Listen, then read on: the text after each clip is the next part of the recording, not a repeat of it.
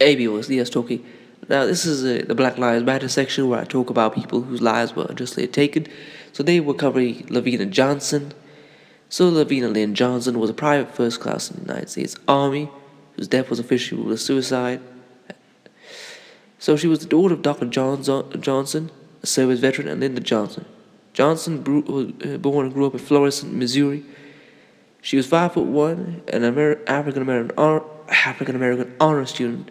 She enlisted in the Army immediately after graduating from Hazelnut Central High. She was deployed to Iraq and stationed in Balad. She'd been there for 8 weeks before her death on July 19, 2005, 8 days before her 20th birthday. Johnson's death was officially ruled as suicide by the Department of Defense. However, her father became suspicious when he saw her body in the funeral home and decided to investigate. The Army initially refused to release information, but did so under the Freedom of Information Act. After Representative William Lacey Clay Jr. raised questions about it at the congressional hearings over Pat Tillman's death.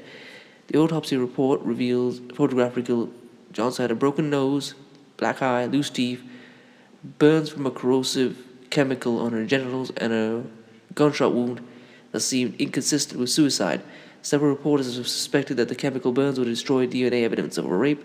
A spokesman for the House Armed Services Committee said in June 2008 that the committee was looking into Johnson's death, but did not yet commit to a formal investigation. Christopher Gray, Chief of Public Affairs for the U.S. Criminal Investigative Command for the Army, has said that the case remains closed as far as they're concerned.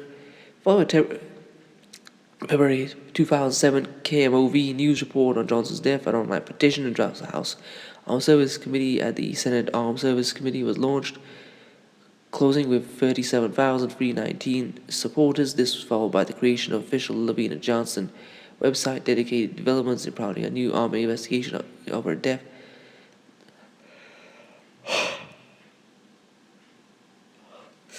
The petition closed on May 24, 2008 with nearly 12,000 signatures.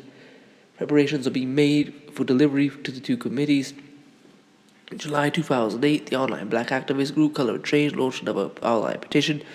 Colonel Henry Waxman, chair of the House Oversight Committee, to conduct a hearing into Lavena Johnson's death and the Army handling of her case and others like it. Okay, so I'm going to stop there. I'm going to leave a website which has a lot more information on it.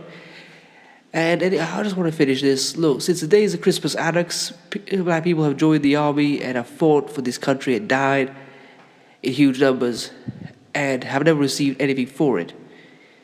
You know, I can show you photos of black soldiers being lynched and dragged off train cars. After World War One, there was Isaac Woodard, who was being blind just hours after leaving the Army by a South Carolina cop.